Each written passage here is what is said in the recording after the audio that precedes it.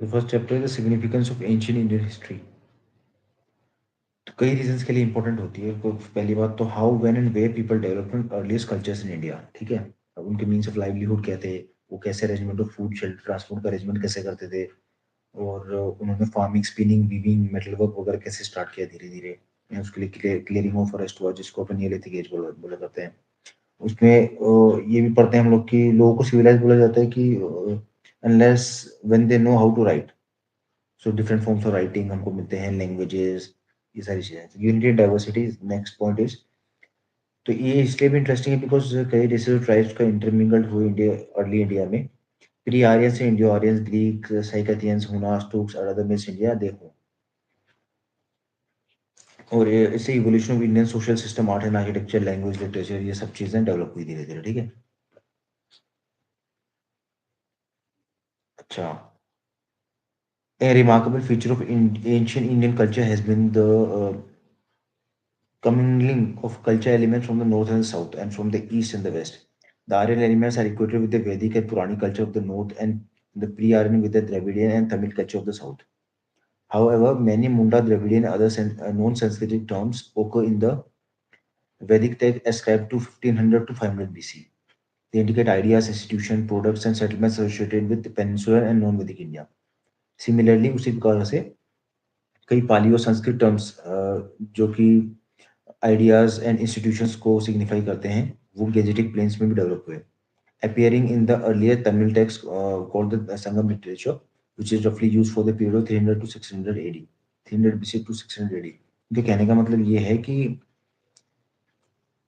North और south को हम आइसोलेटेडली स्टडी नहीं कर सकते हिस्ट्री को। इट्स एन अमलगमेशन, ठीक है। कि जो सांस्कृतिक लिटरेचर को हम बोलते हैं कि गैंजेटिक प्लेन्स में डेवलप हुआ, और वो संगम लिटरेचर में पाया जाता है, दोनों जगहों पे मिलता है वो, ठीक है। Okay. Similarly, all cultures intermingles in ancient times. So India has in ancient times been a land of several religions. Ancient India saw the birth of Brahmanism or Hinduism, Jainism and Buddhism. But all these cultures and religions intermingled or interacted. They followed certain common styles of life, ठीक है। इसके बाद में हम देखते हैं कि जनपदास जो थे, the state or territorial units called Janpadas were named after the different tribes. However, the country as a whole came to be named Aryavarta after the dominant culture community called the Aryans. ठीक है। Aryavarta denoted northern and central India and extended from the eastern to the western seacoast. The other name by which India was better known as Bharatvarsha or the land of Bharatas. Bharata is the sense of a tribe of family figures in the Rig Veda and the Mahabharata, but the name Bharatvarsha occurs in the Mahabharata and post-Gupta Sanskrit texts. This name was applied to one of the 9 divisions of the earth, and in the post-Gupta period, it denoted India. The term Bharti or an inhabitant of India occurred in the post-Gupta text as well. Iranian inscriptions are important for the origin of the term Hindu. The term Hindu occurs in the inscription of 5th, 6th century BC. It is derived from the Sanskrit term Sindhu. Linguistically, S becomes H in Iranian. Okay. The Iranian inscription first mentioned Hindu as a district on the Indus. Therefore, in the earliest stage, the term Hindu means a territorial unit. It neither indicates a religion nor a community. It's a very important point to note. ठीक है, तो इसको कैसे हम लोग जो अपन ने अभी तक पढ़ा है इसको अपन रिवाइज करते हैं अभी, समराइज करते हैं। तो वैदिक एलिमेंट संगम लिटरेचर में पाए गए हैं। ईस्टर्न ट्राइब्स से मुंडा लैंग्वेजेस जो प्री आर्यन कंसिडर किए जाते हैं। Sanskrit Sanskrit from Dravidian to northern culture. North and south not isolated historically. All culture intermingled since ancient times. Janapada named after tribes. Aryavarta जो इंडिया को बोला जाता था। भारत एक ट्राइब था, ऋग्वेद और महाभारत में मेंशन है। भारतवर्षा महाभारत में बोला जाता है, denoted Indian post Gupta period. One of the 9 divisions of the earth था भारतवर्षा, ठीक है। Bharati is basically inhabitants of India. They are mentioned in the post Gupta text. Hindu is mention the Iranian inscription, जहाँ पे एस जो है एच हो जाता है। From Sindhu territorial, it's a territorial unit. और ancient Pune philosophers and writers viewed the country as an integral unit. They spoke of the land stretching from the Himalayas to the sea as the proper domain of a single universal monarch. The kings who tried to establish the authority from the Himalayas to Cape Comorin and from the valley of Brahmaputra in the east to the land beyond the Indus in the west were universally praised. They were called Chakravartis. This form of political unity was attained at least twice in ancient times. In the 3rd century BC, Ashoka extended his empire over the whole of India, barring the extreme south. His inscriptions are scattered over across a major part of Indo-Pakistan subcontinent and even Afghanistan. Again, in the 4th century AD, Samudragupta carried his victorious arms from the Ganga to the borders of Tamil Nadu. In the 7th century, the Chalukya king Pulkasin defeated Harshvardhana, who was called the Lord of the whole of North India. Despite the lack of political unity, political formations all over India assumed more or less a single form. The idea that India constituted one single geographical unit persisted in the minds of the conqueror and the cultural leaders. The unity of India was also recognized by foreigners. They first came into contact with the people living on the Sindhu or the Indus, and so they named the entire country after this river. The word Hind or Hindu is derived from the Sanskrit term Sindhu, and on the same basis, the country became known as India, which is very close to the Greek term for it. India came to be called Hind in the Persian and Arabic languages. In post Kushan time, the Iranian rulers conquered the Sindh area and named it Hindustan.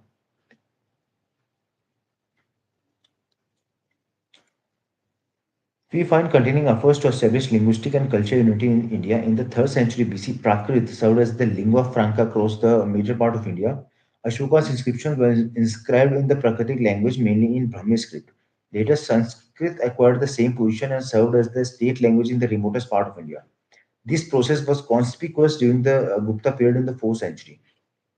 Although India witnessed the rise of numerous small states during the post-Gupta period, the official document was written in Sanskrit.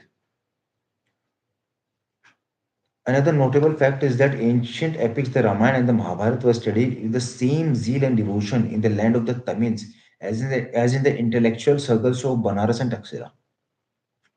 Originally composed in Sanskrit, various versions of these epics were produced in different local languages. However, whatever the form in which Indian culture, values, and ideas were expressed, the substance remained largely the same throughout India.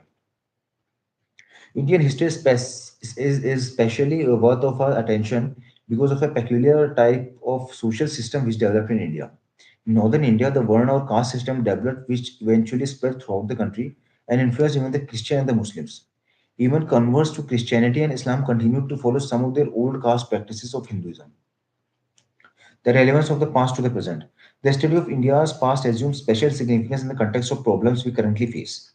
Some people clamor for the restoration of ancient culture and civilization, and a substantial number are sentimentally swayed by what they consider to be the past glories of India. This is different from a concern for the preservation of ancient heritage in art and architecture. What they really want to bring back is the old pattern of society and culture. This demands a clear and correct understanding of the past. There is no doubt that re- Indians of old made remarkable progress in varieties of fields, but these advances alone cannot enable us to compete with the achievements of modern science and technology. We cannot ignore the fact that ancient Indian society was marked by gross social injustice.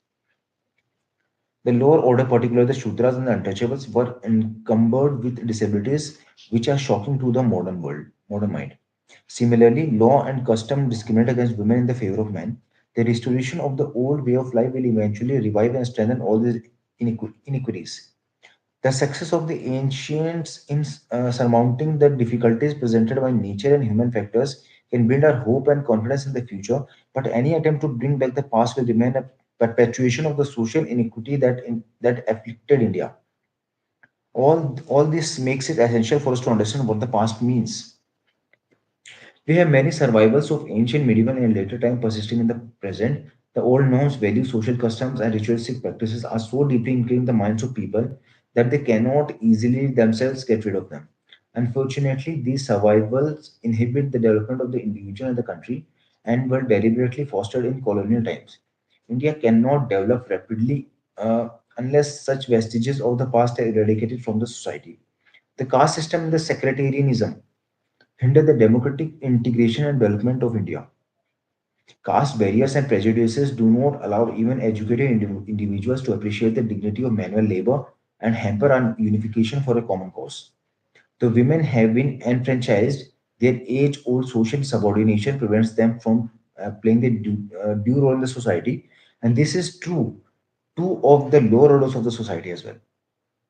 Studying the ancient past helps us to deeply examine the roots of the prejudices and discover the causes that sustain the caste system, subordinate women, and promote narrow religious sectarianism. The study of ancient Indian history is therefore relevant not only to those who want to understand the true nature of the past, but also to those who seek to understand the nature of the obstacles that hamper India's progress as a nation. Okay, so in this chapter, what are the chronology of the elements that we encountered? 1500 to 500 BC में Dravidian and non-Sanskritic terms found in the Vedic text. 300 BC to AD 600 was Sangam literature. The 3rd century BC, Prakriti was the lingua franca, and the 4th century AD onwards, Sanskrit as the state language.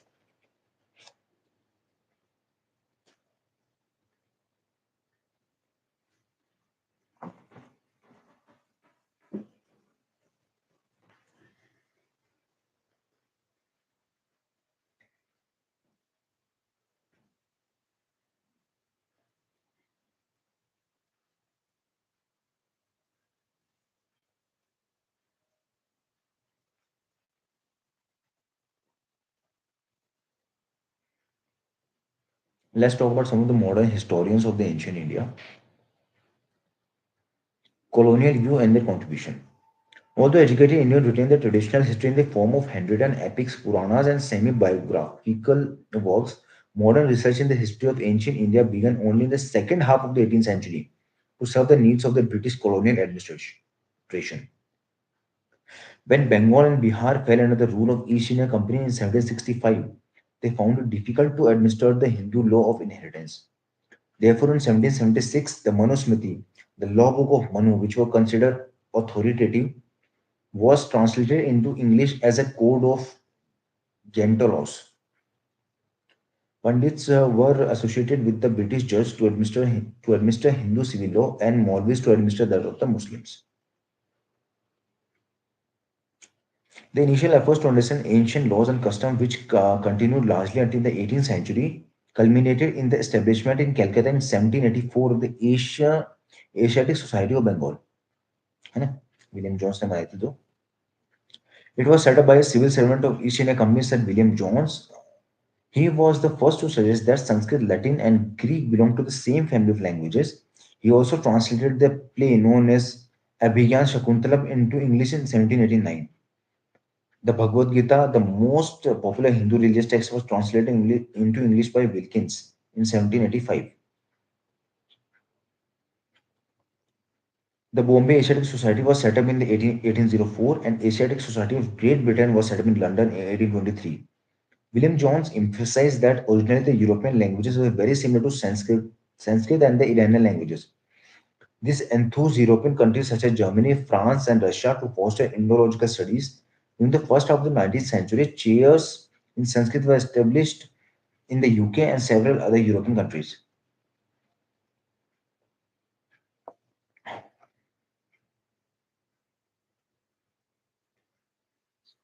The great impetus to Indological studies was given by the German-born scholar Max Muller, who was largely based in England. The revolt of 1857 caused Britain to realize that it badly needed a deeper knowledge of the manners and social systems of an alien people over whom it ruled. Similarly, the Christian missionaries sought to uncover the vulnerabilities in the Hindu religion to win converts and strengthen a British Empire. To meet these needs, ancient scriptures were translated on a massive scale under the editorship of Max Muller. Although altogether 50 volumes, some in several parts, were published under as sacred books of the East series. Although a few Chinese and Iranian texts were included, ancient Indian texts were predominant.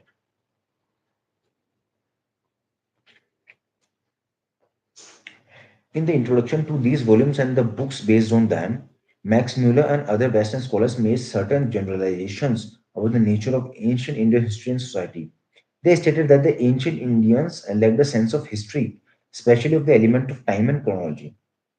They added that Indians were accustomed to despotic rule and also natives were so engrossed in the problems of spiritualism or of the next world that they felt no concern about the problems of this world.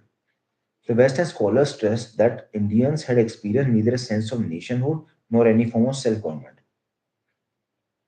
Many of the generalizations were made in the early history of India by Vincent Arthur Smith, who wrote in 1904 the first systematic history of ancient India. His book, which was based on an in-depth study of the available sources, gave primacy to the political history. It served as a textbook for nearly 50 years and is still used by scholars. Smith's approach to history was pro-imperialist. As a loyal member of the Indian civil services, he emphasized the role of foreigners in ancient India. Alexander's invasion accounted for almost one third of his book. India was presented as a land of despotism, which had not experienced political unity until the establishment of the British rule. He observes autocracy is substantially the only form of government with which the historian of India is concerned. Sure. In some British interpretations of Indian history serve to denigrate the Indian character and achievements and justify colonial rule. A few of these observations appear to have some validity. Thus, in comparison to the Chinese, Indians did not show any strong sense of chronology, although in the earlier stage, important events were dated with reference to the death of Gautam Buddha.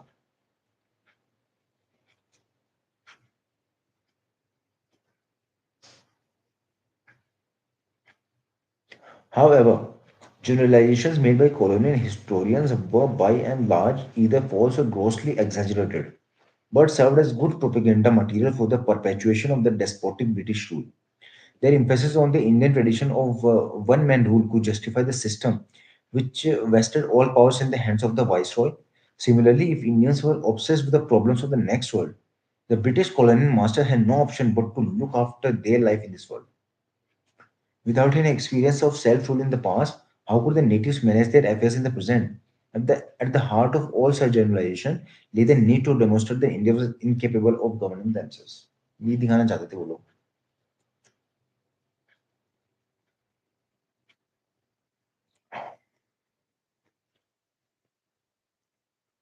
Basically, white man's borders theory को justify कर रहे हैं.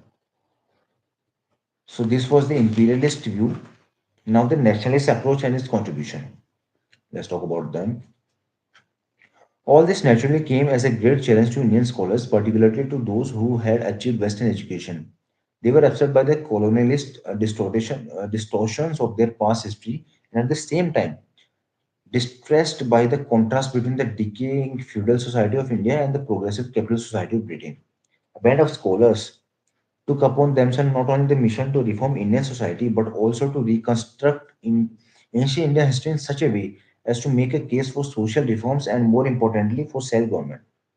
In doing so, most historians were guided by the nationalist ideas of Hindu revivalism, but there was no dearth of scholars who adopted a rationalist and objective approach.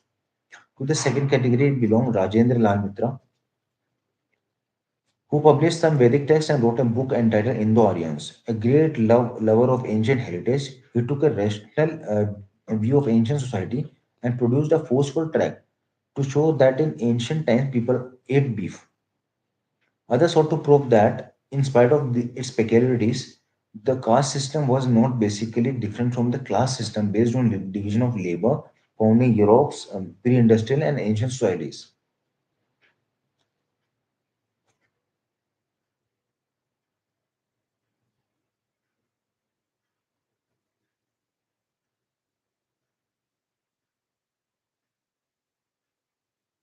In Maharashtra, Ramakrishna Gopal Bhandarkar and Vishwanathar Kashinath Rajwade emerged as two great dedicated scholars who pieced together varied sources to reconstruct the social and political history of India. R.J. Bhandarkar reconstructed the political history of Satavahanas of the Deccan and the history of the Vaishnavism and other sects. A great social reformer. Through his researches, he advocated widow remarriage and castigated the evils of the caste system and child marriage. With his unadulterated passion for research, B.K. Rajwade journeyed from village to village in Maharashtra in search of Sanskrit manuscripts and source of Maratha history. The sources were eventually published in 22 volumes. He did not write much, but the history of the institution of marriage that he wrote in Marathi in 1926 will continue to be a classic because of its solid base in Vedic and other texts, and also because of the author's insight into the stages in the evolution of marriage in India.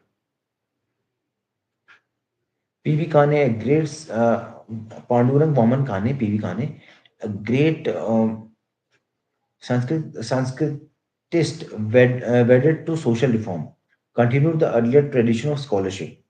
His monumental work entitled The History of the Dharma Shastra, published in 5 volumes in 20th century, is an encyclopedia of ancient social laws and customs that enabled us to study the social process in ancient India. The Indian scholars diligently studied polity and the political history to demonstrate that India did have a political history and that the Indians possessed expertise in administration. Here, due credit should be given to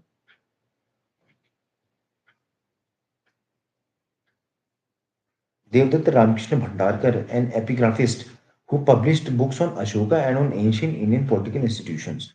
More valuable work was done by the Hemchandra Rai Chaudhary, who reconstructed the history of ancient India from the time of Bharatavaha, that is Mahabharat war, that is 10th century BC to the end of Gupta Empire.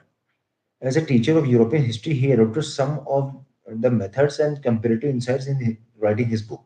Although he did not discuss the problem of periodization, his history of ancient India stopped with the 6th century AD. Though he recognized the contribution of V.S. Smith to the reconstruction of earlier Indian history, yet Rai Chaudhary criticized the British scholar at some points.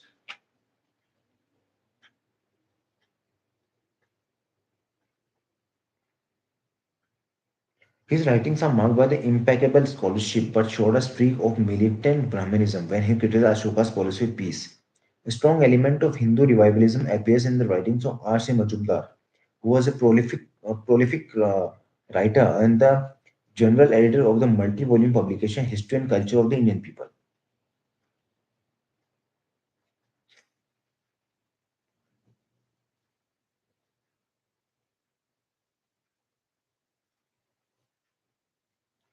Most writers on early Indian history did not give adequate attention to South India. Even K.A.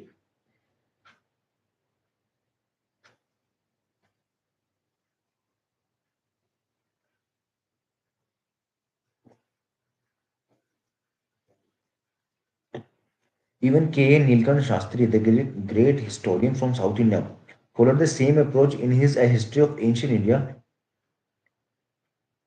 but this was more than rectified in his A History of South India. His style in terse, but his style is terse, but his writing lucid. In the presentation of facts, he is as dependent as Rai Chaudhary. However, his general observation on the nature of polity and society in South India was questioned by several scholars. Nilkant Shastri emphasized the cultural supremacy of the Brahmins and also highlighted the harmony that prevailed in the early Indian society. Under his leadership, several research monographs were produced on the dynastic history of South India.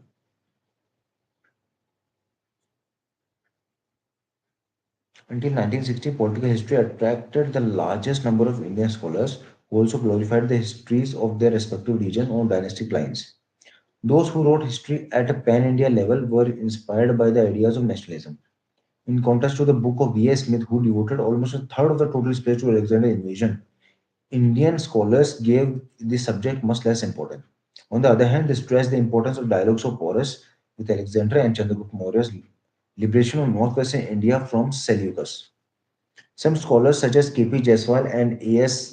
Altekar, overplayed the role of the indigenous ruling dynasties in liberating India from the rule of Shakas and Kushans, little realizing that Central Asian and others became an intrinsic part of India's life and did not exploit Indian resources for their original homeland.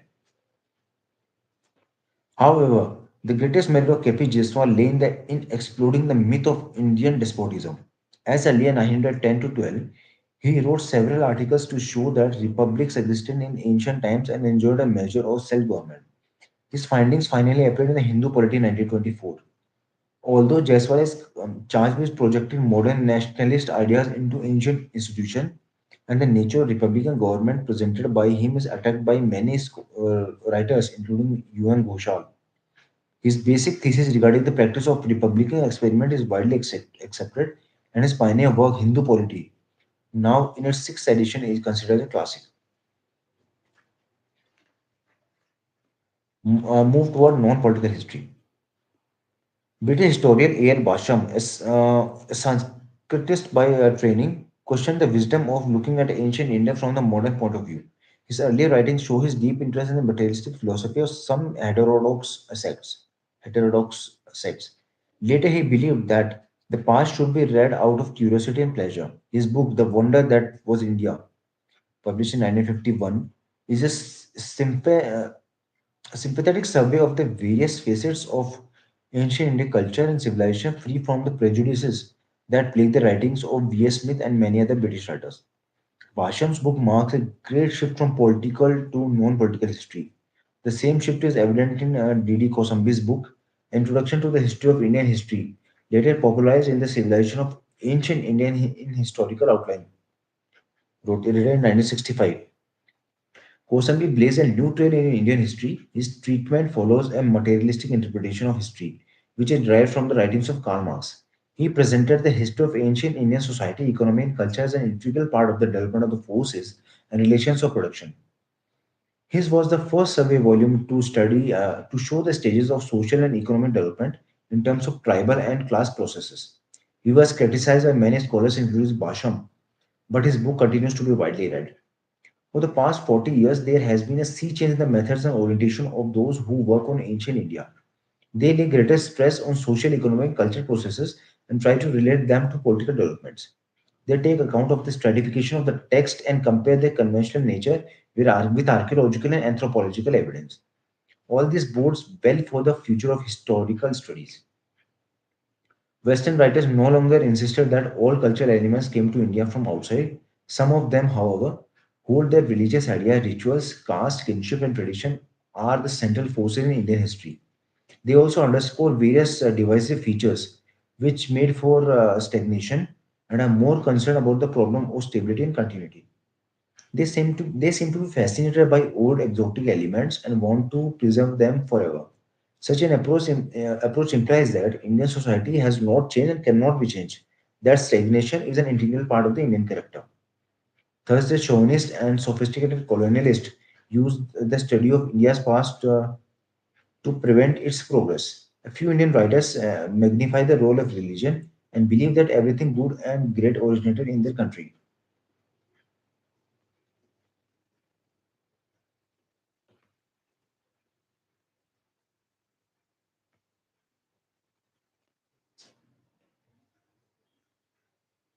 Let's talk about the communal approach. Since 1980s, some Indian writers and their Western counterparts have adopted an aggressive and irrational approach to the study of ancient India. They identify it with Hinduism. Under British rule, colonialist historians deliberately denigrated India's achievement and attributed important elements of Indian culture to external influence. Indian historians underlined India's contribution to world culture. Hence, in the interpretation of history, there was a continuing struggle between colonialism and nationalism. Now, the situation has undergone a change. The struggle now is between the communalism and irrationalism on the one hand, and rationalism, professionalism on the other.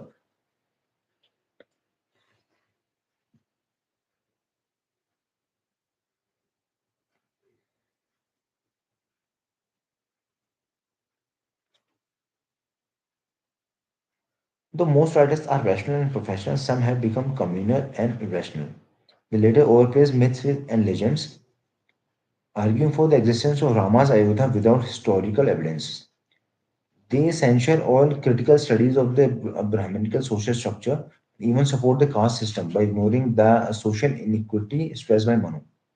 Those who once attributed to the painted graveyard to the Vedic people and looked for it outside India now declare the Indo-Aryans to be indigenous Indians. They argue that the Muslims and the Christians who came from outside are foreigners. Such generalization need to be dispassionately examined on the basis of a rational reading of of the sources. In the context of religion, neither Hindu nor Hindu Dharma is known to any ancient Sanskrit text nor to any other ancient source. The communal writers go on harping on Hindu and Hindutva. Under the circumstances, historians wedded to objective and scientific criteria have to be alert and adhere to reason and long established historical standards. Let's talk about the chronology in this chapter. So, during the second half of the 18th century, modern research in history of ancient India started. In 1765, Bihar and Bengal came under the rule of East India Company. 1765. 1776, Manusmriti as Code of Gento Laws. Okay, basically English version of Manusmriti. In 1784, William Jones translated Abhiyan Shakuntalam into English, suggested that Greek, Latin, and Sanskrit belong to the same family of languages. And also, the Asiatic Society of Bengal was founded in Calcutta. In 1785, Charles Wilkins translated Bhagavad Gita into English. 1804, Bombay Asiatic Society founded. 1823, Asiatic Society of Great Britain set up in London. In the first half of the 19th century, chairs in Sanskrit established in England and several other European countries. In 1904, Early History of India by B.A. Smith was written. In 1924, Hindu Polity was written by K.P. Jaiswal. In 1926, The History of Institution of Marriage, that was in Marathi, was written by V.K. Rajwade. In 1951, The Wonder That Was India was written by A.L. Basham.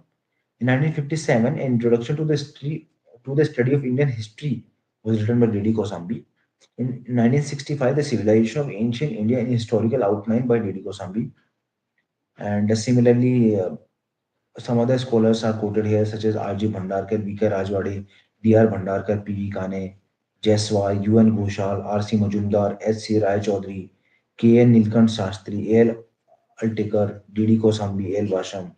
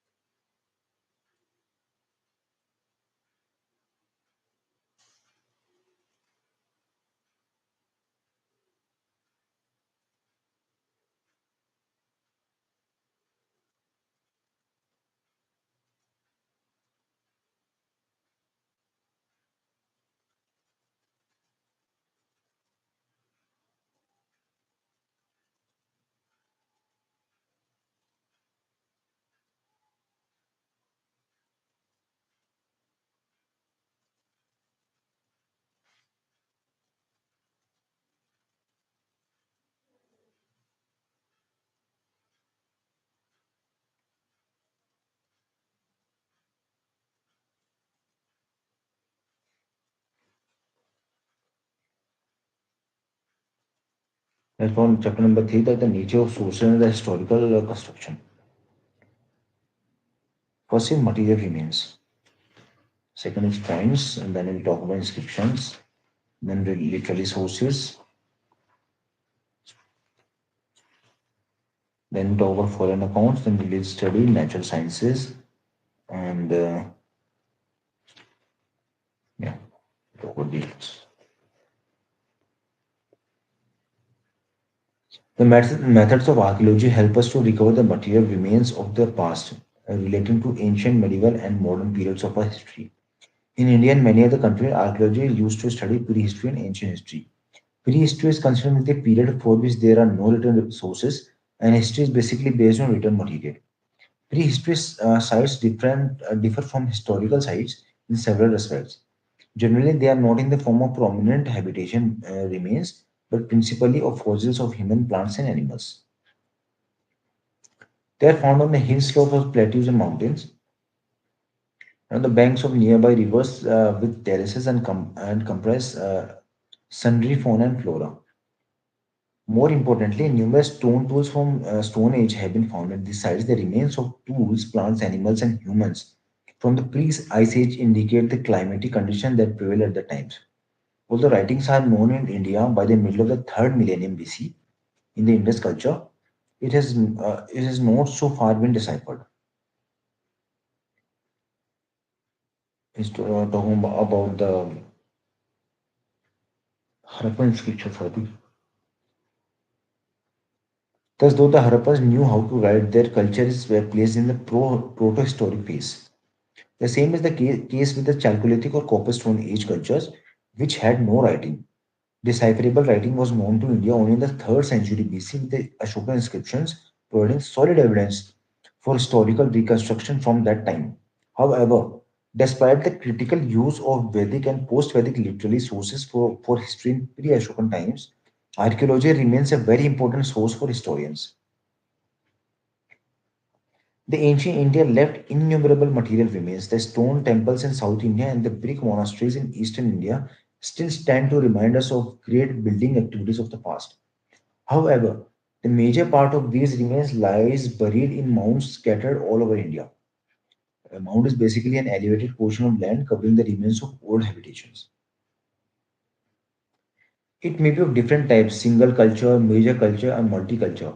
Single culture mounds represent only one culture throughout. Some mounds represent only the painted graveyard, that is the PGW culture, others Satavahana culture, and yet others that of the Kushans. In major culture mounds, one culture is dominated and the other are of second importance.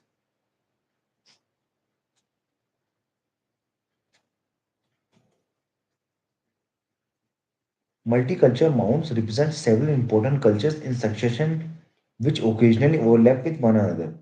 As is the case with the Ramayana and Mahabharata, an excavated mound can be used to understand the successive layers of the material and the other aspects of a culture. A mound can be excavated vertically or horizontally. Vertical excavation means lengthwise digging to uncover the periodic wise sequence of cultures. It is generally confined to a part of the site. Horizontal excavation entails digging the mound as a whole or is a major part of it. The method may enable the excavator to obtain a complete idea of the site culture in a particular period. As most sites have been dug vertically, they provide a good chronological sequence of material culture. Horizontal diggings, being very expensive, are very few in number, with the result that the excavation do not give us a full or even adequate picture of the material life in many phases of ancient Indian history.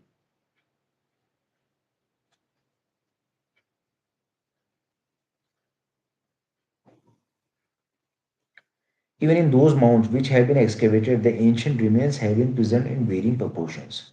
In the dry, arid climate of western UP, Rajasthan, and northwestern India, antiquities are found in a better state of preservation. But in the moist and humid climate of the mid Gangetic plains and the deltaic regions, even iron implements suffered corrosion and most structures became difficult to detect.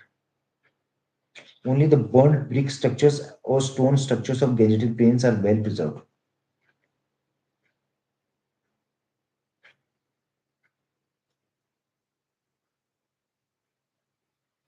Excavation have brought to light the villages that people established around 6000 BC in Balochistan. They also tell us about the material culture which was developed in the Gangetic plains in the second millennium BC.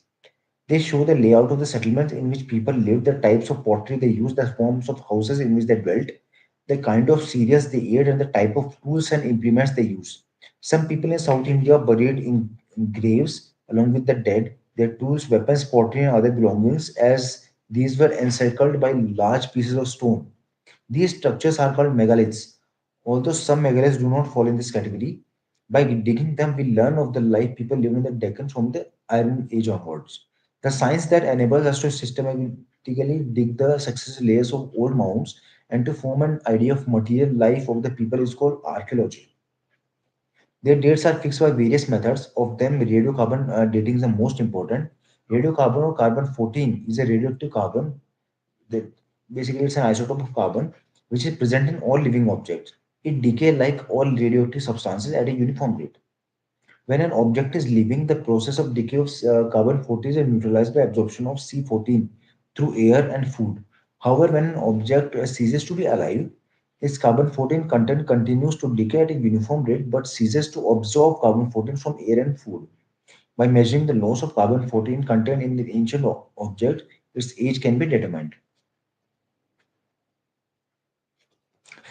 This is because, as stated earlier, the decay of carbon 14 takes place at a uniform rate. It is known that the half-life of carbon 14 is 5,568 years.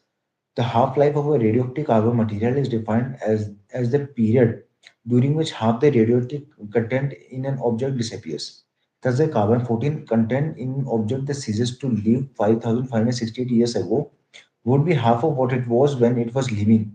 And in an object which ceased to live 11,136 years ago, a carbon 14 content would be one fourth of it of that it had been when it was living. But no antiquity older than 70,000 years can be dated by this method.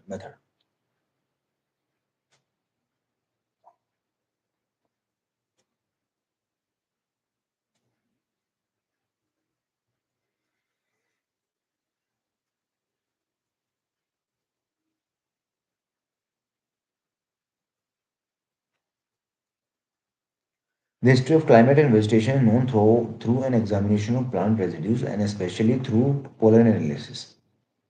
On the basis, it is suggested that agriculture was practiced in Rajasthan and Kashmir around 7,000 to 6,000 BC.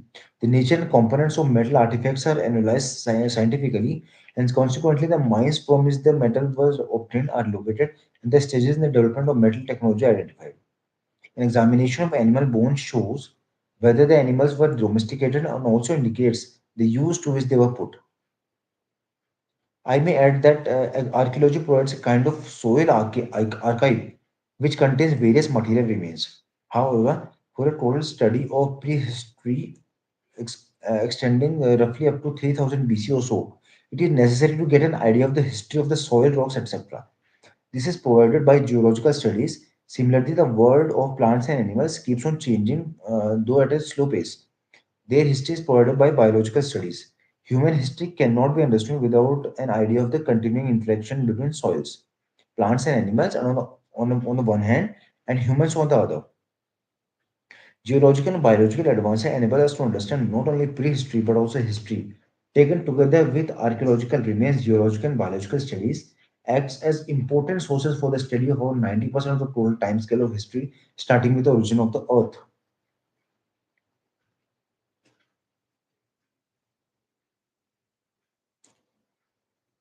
Let's talk about numismatics, that's the study of coins. Although a large number of coins and inscriptions have been found on the surface, many of them have been unearthed by digging. The study of coins is called numismatics. Ancient Indian currency was not issued in the form of paper, as is the case nowadays, but as metal coins. Ancient coins were made of metal, that is copper, silver, gold, and lead. Mounds made of burnt clay have been discovered in large numbers. Most of them relate to the Kushan period, that is the first three Christian centuries. The use of such molds in the post-Gupta period virtually disappeared. As there was nothing like the modern banking system in ancient times, people stored money in earthenware and also in brass vessels, and maintained them as precious hoards on which they could fall back in time of need. Many of these hoards, containing not only Indian coins but also those minted abroad, such as in the Roman Empire, have been discovered in different parts of India. They are preserved mostly in the museums in Kolkata, Patna, Lucknow, Jaipur, Delhi, Mumbai, and Chennai. There are many Indian coins in the Museum of Nepal, Bangladesh, Pakistan, and Afghanistan.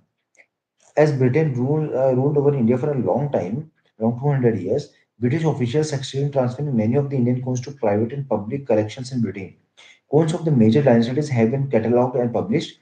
We have catalogs of the coins in the Indian Museum at Kolkata, of Indian coins in the British Museum in London, and so on. Nonetheless, there are a large number of coins that have yet to be catalogued and published. Our earliest coins continued a few symbols, but the later coins depicted the figures of kings and divinities and also mentioned the names and dates. The area where they are found indicates the region of their circulation. This has enabled us to reconstruct the history of several ruling dynasties especially the Indo-Greek who came to India from northern Afghanistan and ruled here in the second and first century BC. As coins were used for different purposes such as donations, a mode of payment, and a medium of exchange, they threw considerable light on the economic history. Some coins were issued by guilds of merchants and goldsmiths with the permission of the rulers. This shows that crafts and commerce had become important. Coins helped run transactions on a large scale and contributed to trade. The large number of Indian coins date to the post-Mauryan period. These were made of lead, protein, copper, bronze, silver, and gold. The Gupta issued the largest number of gold coins. All this indicate that the trade and commerce flourished, especially in the post-Mauryan and good part of the Gupta period. However, only a few coins belonging to the post-Gupta period have been found, which indicate a decline of trade and commerce in the period. Coins also portray kings and gods and contain religious symbols and legends, all of which throw light on the art and religion of the time. Cowries was also used as coins, though their purchasing power were low. They appear in substantial numbers in post-Gupta times, but many have been used earlier.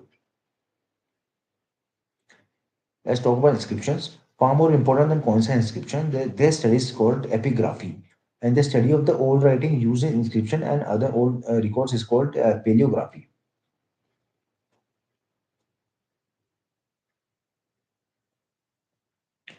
Inscriptions were carved on seals, stone pillars, rocks, copper plates, temple walls, wooden tablets, bricks, and images.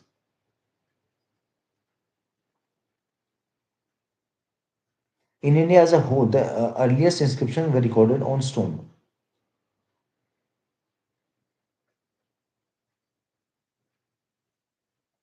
However, in the early centuries of the Christian era, copper plate began to be used for this purpose.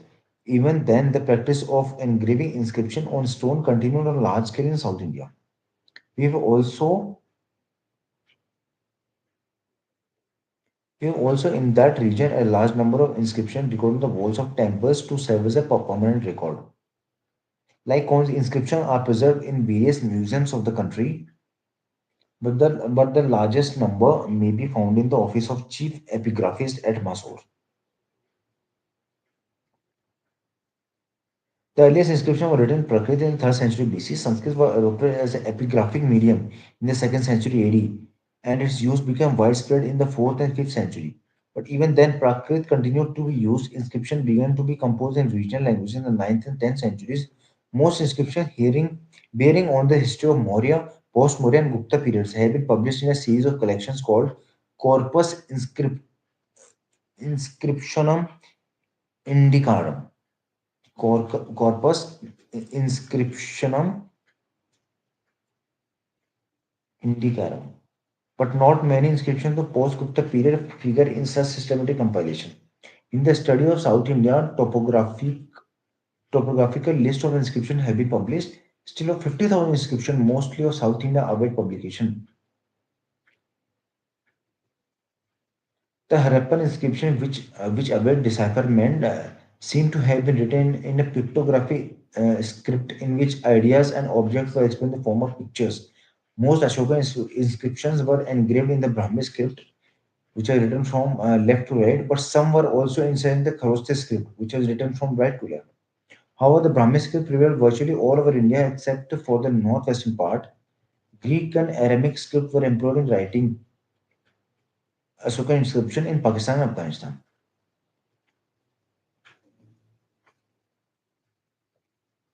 But Brahmi continues to be the main script till the end of Gupta time. An epigraphist can decipher most Indian inscription up to about the 7th century if he has mastered Brahmi and its variations. But subsequently, we notice strong regional variations in this script. Inscription found on the seals of Harappa belong to about 2500 BC and are considered symbolic by some scholars. For Indian history, the earliest deciphered inscription was Iranian. They belong to the 6th, 5th centuries BC and are found in Iran. They appear in Old Indo-Iranian and also in the Semitic languages in the uniform script. Cuneiform script. They speak of the Iranian conquest of the Hindu or the Sindhu area. Of course, in India, the earliest deciphered are Ashoka inscriptions. They are generally written in Brahmi script and Prakrit language in the 3rd century BC. They throw light on Mauryan history and Ashokan achievements. In the 4th century, in the 14th century AD, Two Ashokan pillars inscription were found of Firoz Shah Tughlaq, one in Meerut and other at a place called Topra in Haryana. He brought them to Delhi and asked the Pandits of the emperor to decipher the inscription, but they failed to do so. The same difficulty was faced by British when in the last quarter of the 18th century they discovered Ashokan inscriptions. These epigraphs were first deciphered in 1837 by James Prinsep, a civil servant of the Emperor of the East India Company in Bengal. We have various types of inscriptions. Some convey royal orders and decisions regarding social, religious, and administrative matters to officials and the people in general. Ashoka inscription belong to this category. Others are votive records of the followers of Buddhism, Jainism, Vaishnavism, Shaivism, and the like. They appear on pillars, tablets, templates, or images and as marks of devotion. Yet other types eulogize the attributes and the achievements of kings and conquerors and ignore their defeats and weaknesses. This category belongs to Allahabad pillar inscription of Samudragupta. Finally, we have many donated records which refer especially to the gifts of money, cattle, land, etc., mainly for religious purposes, made not only by kings and princes but also by artisans and merchants. Inscription recording land grants made mainly made by chiefs and princes are very important for the history of land system and the administration in the ancient India. They were mostly engraved on copper plates. They recorded grants of lands, revenues, and villages made to monks, priests, temples, monasteries, vassals, and officials. They were written in all languages, including Prakrit, Sanskrit, Tamil, and Telugu.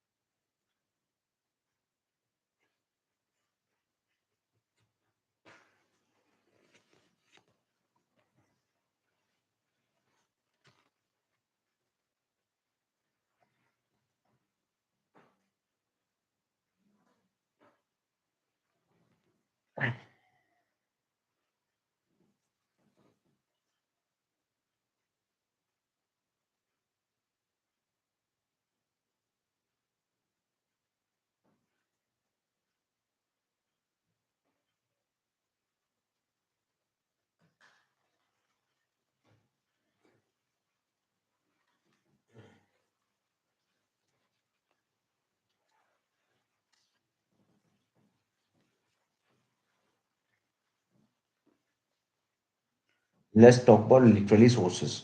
Although ancient Indians knew how to write as early as 2500 BC, our most ancient manuscripts are not older than the AD 4th century and are found in Central Asia. In India, they were written on birch bark, and palm leaves. But in Central Asia, where the Prakrit language had spread from India, manuscripts were also written on sheep leather and wooden tablets. These writings are called inscriptions, but they are as good as manuscripts. When printing was not known, manuscripts were very highly valued. Although all Sanskrit manuscripts are found all over India, they mostly relate to South India.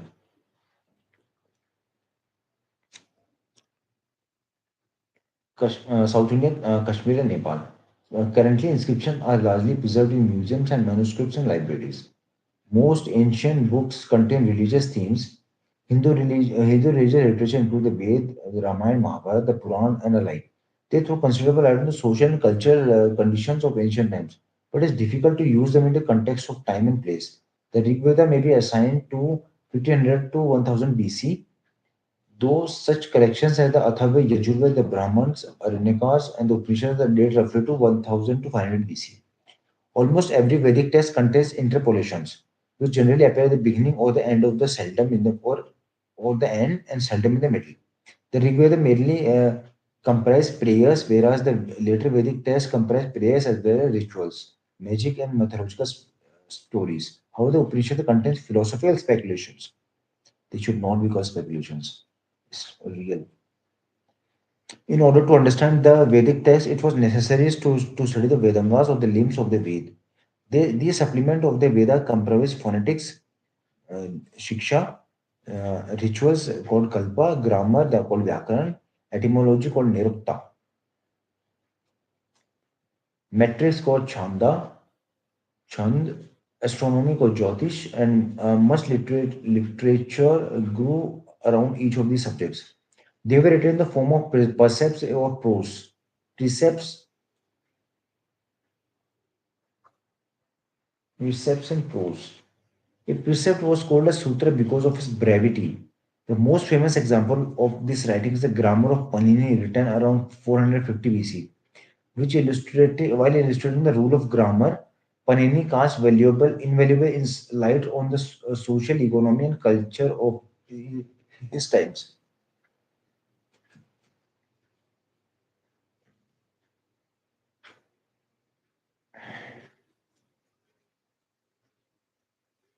The two epics and major Purans seem to have finally compiled by AD 400. Of the epics, the Mahabharata attributed to Vedvyas is older and possibly reflects the state of affairs from the 10th century BC to AD 4th century. Originally, it consisted of 8,800 verses and was called Jaya, or a collection dealing with victory.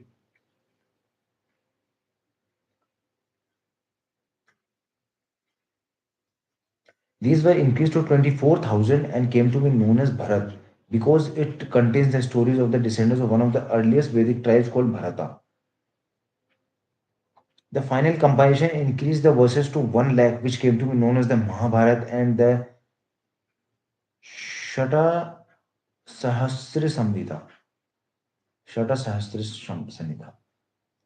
It contains narrative, descriptive, and didactic material. The main narrative is related to the Kaurav Pandav conflict may relate to the later Vedic period.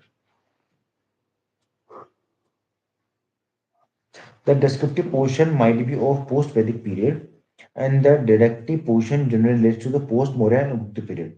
Similar, the Ramayana of Valmiki originally consisted of 6,000 verses, which were raised to 12,000 and eventually 24,000. Although this epic appears to be more unified than the Mahabharata, it too has its didactic parts which are subsequently added. The Ramayana composition started in the 5th century BC.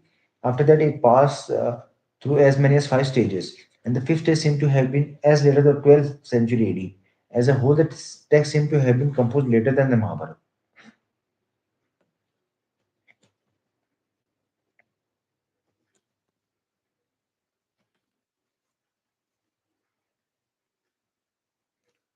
Didactic intent to teach something, particularly having more instruction as a motive. Sure.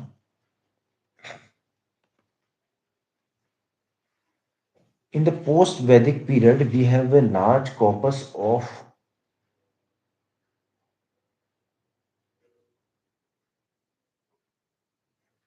In the post-Vedic period, we have a large corpus of ritual literature, grand public sacrifices to be made by princes and men of substance belonging to the three higher varnas are set out in Shrota Sutra, which provide for several ostentatious royal coronation ceremonies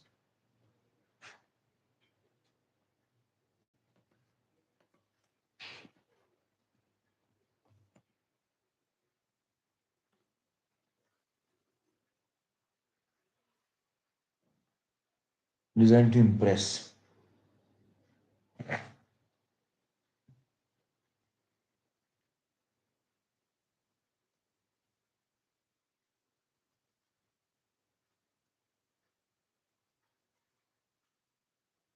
In the post-Vedic period, we have a large corpus of ritual literature, grand public sacrifices to be made by princes and men of substance belonging to the three higher varnas set out in the Shrota Sutra, which provide for several ostentatious royal coronation ceremonies. Similar domestic rituals connected with birth, naming, sacred thread, investitute, marriage, funeral, praksha in the Griha Sutra. Both the Shrota Sutra and Griha Sutra relate to 600 to 300 BC. Mention may also be made of the Sulva Sutra, which prescribe various kinds of measurement for the construction of sacrificial altars. They mark the beginning of the study of geometric mathematics. The released book of the Jaina and the Buddhist refers to historical personal incidents. The earliest Buddhist text was written Pali, which was spoken in Magad and or South Bihar, and was basically a form of Prakrit that was finally compiled in the first century BC in Sri Lanka. But the canonical portion reflects the state of affairs in India in the age of Buddha. They tell us not only about the life of Buddha but also about some of his royal contemporaries who ruled over Magad, northern Bihar, and eastern UP. The most important and interesting portion of non-canonical literature is provided by the story of spiritual births of Gautama Buddha. It is believed that before he was actually born as Gautam, the Buddha passed through over 550 births, in many cases in the form of animals. Each birth story is called a Jatak, which is a folktale. The Jataka throw invaluable light on the social and economic condition of the period between the 5th and 6th century BC. They also make incidental references to political events in the age of Buddha. The Jain texts were written in Prakrit and was eventually compiled in the AD 6th century in Vallabhi, Gujarat. They, however, contain many passages that help us to reconstruct the political history of Eastern UP and Bihar in the age of Mahavir. The Jain texts refer repeatedly trade and traders. We also have a large body of secular texts, secular literature. To this class belong the law books called the Dharma Sutra and the Smritis, which together with their commentaries are called Dharma Shastra. The Dharma Sutra were compiled in 500 to 200 BC, and the principal Smritis were codified in the first 6th century of the Christian era. They prescribe the duties to be performed by the different varnas as well as by the king and the officials. They set up the rules for marriage together with the laws according to which property is to be held, sold, or inherited. They also prescribe punishment of the person guilty of theft, assault, murder, adultery, and the like. The important law book is called the Arthashastra of Kautilya. The text is divided into 15 books, of which books second and third may be regarded as being of earlier date and seem to have been the work of different hands. This text was put in its final form in the beginning of the Christian era, but its earlier portion reflects the study of the state of society and economy in the age of the Mauryas. It provided rich material for the study of ancient polity and economy. Of the non-religious type, the grammatical work was very important for historical construction. They began with Ashtagadhya Panini. Panini lived in the northwestern part of the subcontinent. He is not mentioned in the Pali text, which principally represent Bihar and UP. Panini is dated to around 450 BC by V.S. Agarwal, who has written about Panini's Indian both Hindi and English. In his view, no other text provided as much information of the Janpada or territorial state of pre-modern times as Panini does. Patanjali, to commentary on Panini dated 150 BC, supplies various information of post-modern times. We also have the works of Bhasha, Shudraka, Kalidas, and Banabhattu. Apart from the literary values, they mirror the condition of the time to which the writers belong. The work of Kalidas comprises kavyas and dramas, the most famous of which is the Abhigyan Shakuntalam. Beside being great creative composition, they provide us with glimpses of the social and cultural life of the Guptas. In addition to Sanskrit sources, we also have some of the earlier Tamil texts and corpus Sangam literature. The literature was produced over a period of 3 to 4 centuries by poets who assembled the colleges and patronized by chiefs and kings. Such colleges were called Sangam, and the literature produced in these assemblies are known as Sangam literature. The compilation of the corpus attributed to the first 4 Christian centuries, although they were really completed by the 6th century. The Sangam literature comprised about 30,000 lines of poetry arranged in 8 anthologies called Ututokai. The poems are collected into groups of hundreds, such as Purannanaru, Purannanuru. The 400 of exterior. There are two main groups, Pattinamkil, Kannaku, and Pattu,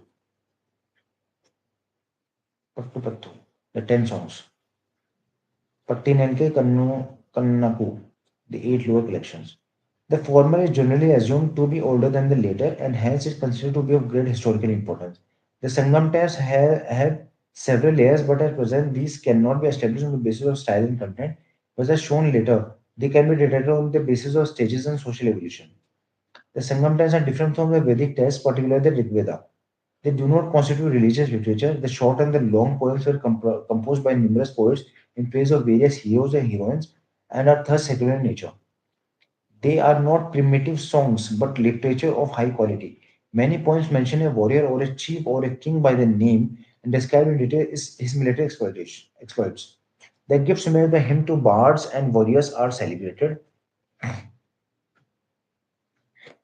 These poems may have been recited in the course. They are compared with the heroic poetry of the Homeric age. For they represent a heroic age of warriors and battles. It is difficult to use this text for historical purposes. Perhaps the proper name, title, dynasty, territories, wars, and the like mentioned in the poems are partly real. Some of the Cherokee mentioned in the Sangam literature also appear as donors and inscription of the first and second centuries. The Sangam terms refer to many settlements, including Pattanam, whose flourishing existence has now been archaeologically corroborated. They also speak of the Yavanas coming in their own vessels, purchasing pepper with gold and supplying wine and women slaves to the natives. This trade is known not only from Latin and Greek writings but also from the archaeological record. The Sangam literature is a major source of information from the social, economic, political life of the people living in the Delta Tamil Nadu in the early Christian centuries. What he says about trade and commerce is confirmed in the foreign accounts and archaeological finds. Let's talk about the foreign accounts. Indigenous literature can be supplemented by foreign accounts. To India came Greek, Roman, Chinese visitors, either travelers or religious converts, and they left behind the accounts of the things that they saw. It is remarkable that Alexander invasion finds no mention in the Indian sources, and it is entirely on the basis of the Greek sources that we have to reconstruct the history of the Indian explorers.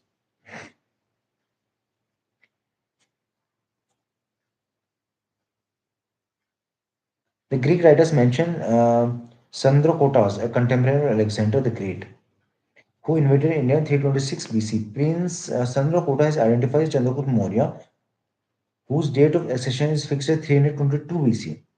This identification served as the sheer anchor in ancient Indian chronology.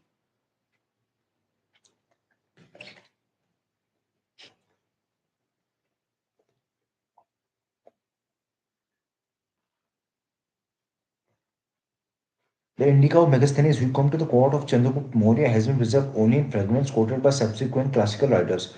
These fragments, when read together, furnish valuable information not only about the system of Mauryan administration, but also about social classes and economic activities in the Mauryan period. The Indica is not free from credulity and exaggerations, which is true of many other ancient accounts. Greek and Roman accounts of the first and second century mention many Indian ports and enumerate items of trade between India and the Roman Empire. The periplus of the Erythraean Sea and the Ptolemy's geography, both written in Greek, provide valuable data for the study of ancient geography and commerce. The date ascribed on the first range between 80 AD 80 and 115, where the second is attributed to around AD 150.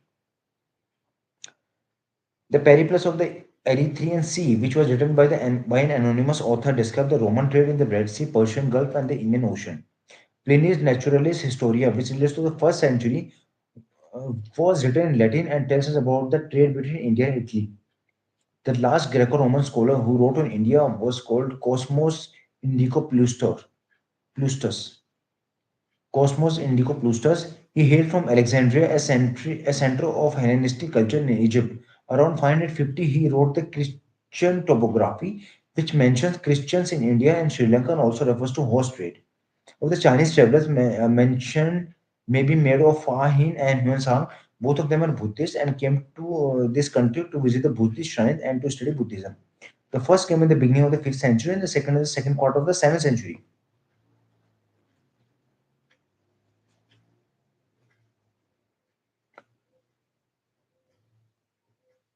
Fahin described the social, religious, and economic condition of India in the age of Guptas, and Huan Sang represents a similar account in the age of Harsha. Next is village study.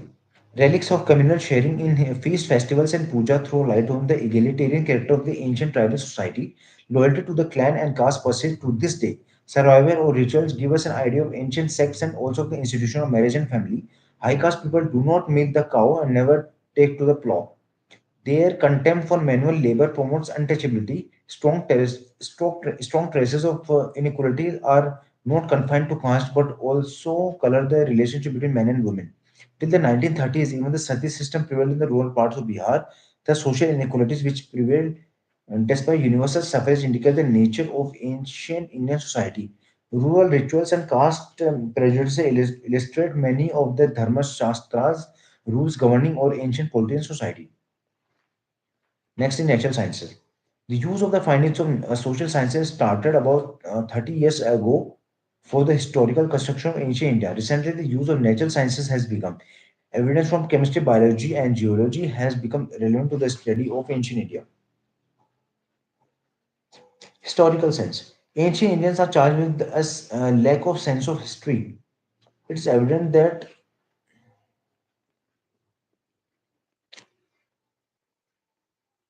they did not write history in the manner it is done today. Nor did they write in the way the Greeks did. We have a sort of history in the Puranas which are 18 in number. Though encyclopedia in content, the Puranas provide dynastic history up to the beginning of the Gupta rule.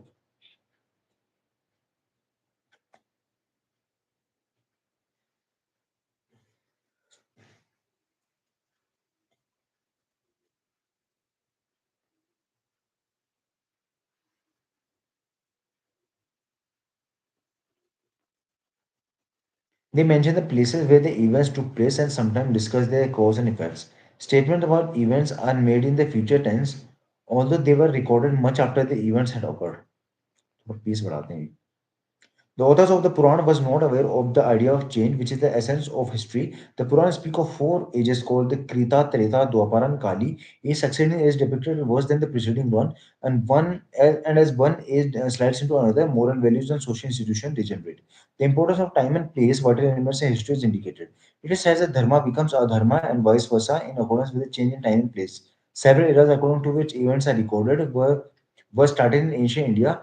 Vikram Samvat began in 57 to 58 BC, Shaka Samhita in the AD 78, and the Gupta era in the AD 319. Inscription record events in the context of time and place during the 3rd century BC.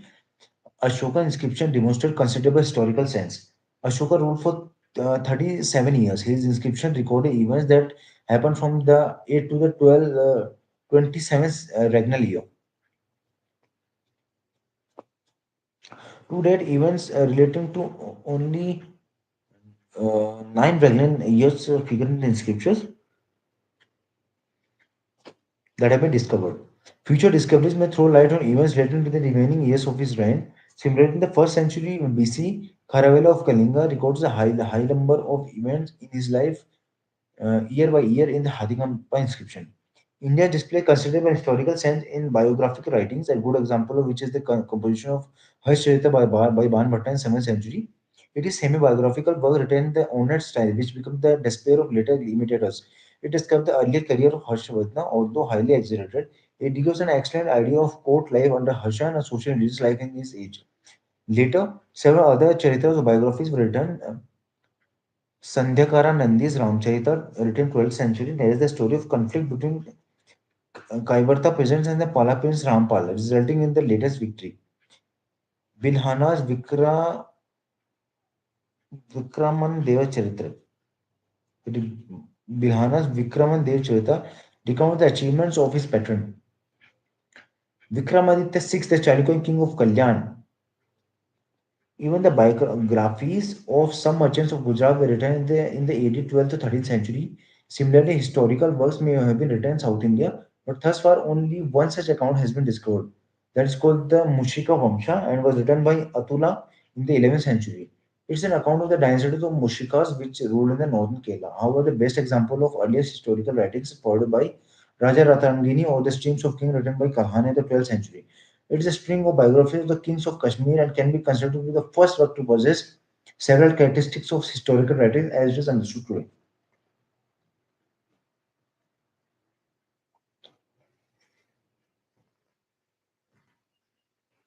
Constructing history. So far, numerous sites, prehistoric, proto-historical, and historical have been excavated and exploited, but the results do not find a place in the mainstream of the ancient Indian history. The stage of social evolution in India cannot be properly comprehended without taking into account the results of prehistoric and proto-historic archaeology. Not to speak of historical archaeology, although nearly 200 sites relating to the ancient historical period have been excavated, yet the relevance to the study of the social, economic, cultural trends in ancient times have not been adequately discussed in survey studies. This needs to be done both in the context of rural and urban aspects of ancient India. So far, the significance of largely Buddhist and some Brahminical sites has been highlighted, but religious history needs to be seen in relation to social and economic development. Ancient history has so far been constructed principally on the basis of literary sources, foreign and indigenous. Coins and inscription play some part, but the text receive greater weightage. Now, new methods must be adopted. Historical knowledge keeps growing. We have to be more critical about the dates and contents of the text. This may be done if we examine the text in the context of archaeological evidence. Initially, archaeologists were inspired by written texts, and several sites mention the Brahminical and Buddhist texts were excavated. This immensely enriched historical information, though the digging result did not always confirm the contents of the text. Though full reports of many excavated sites are yet to be published, it is advisable to examine the text in the context of archaeological findings. For the study of the age of Rig Veda,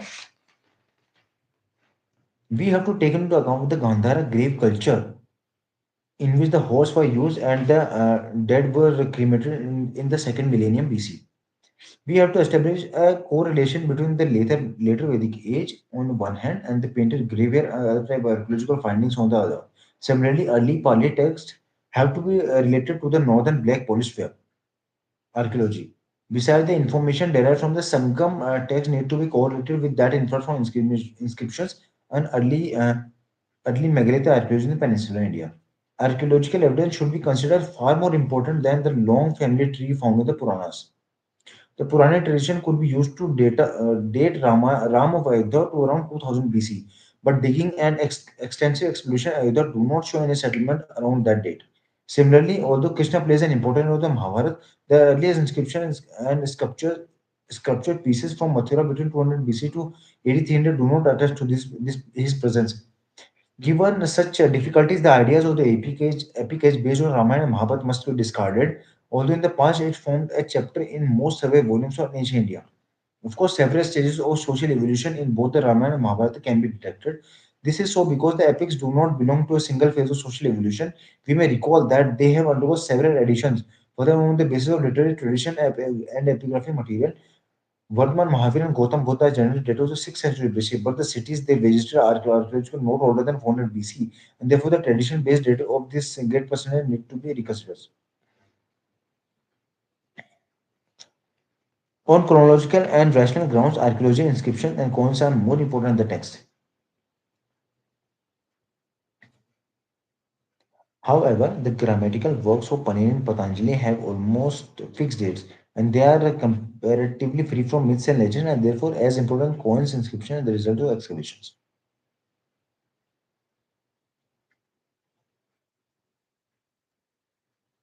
Many inscriptions have to date been discriminated on the ground that they are of little historical value. Historical value is taken to mean information necessary to reconstruct political history. However, royal inscription contain exaggerations.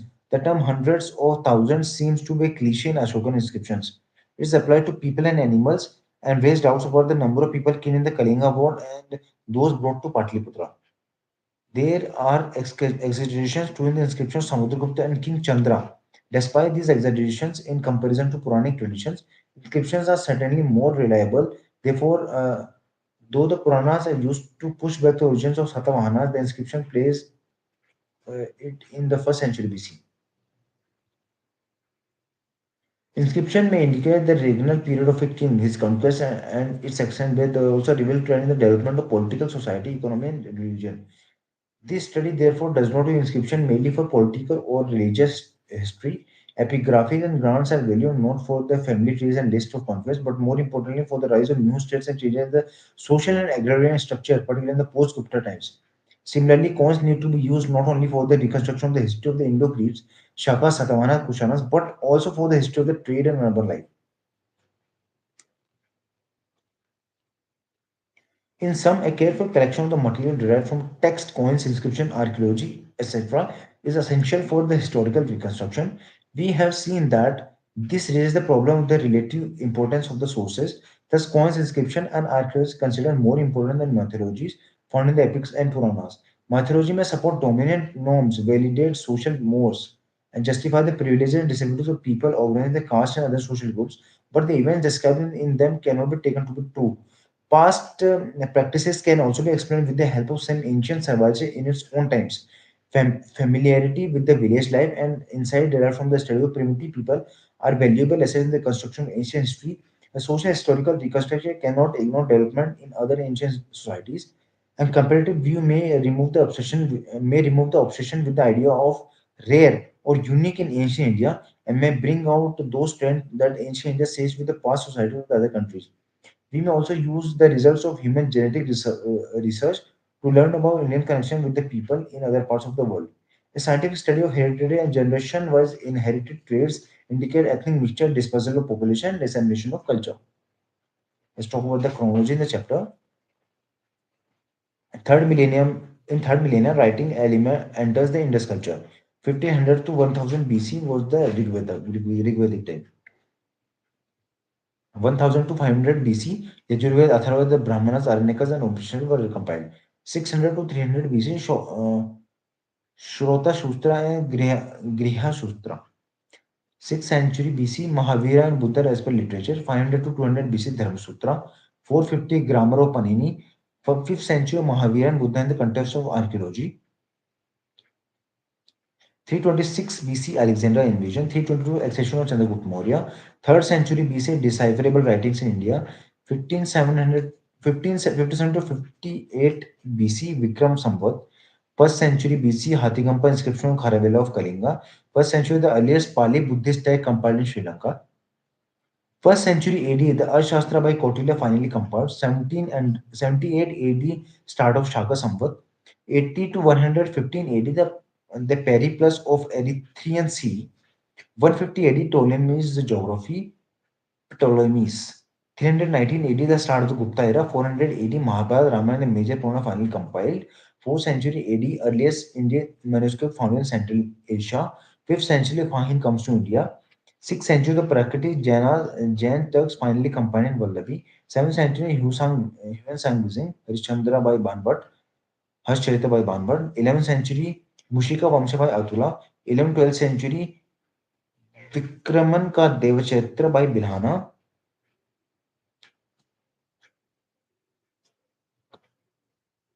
12th century, Ramcharita by Sandhyakara Nandi. Raja Ratangini by Kahana. 1837, Ashoka inscription, first disciple was James Wilson.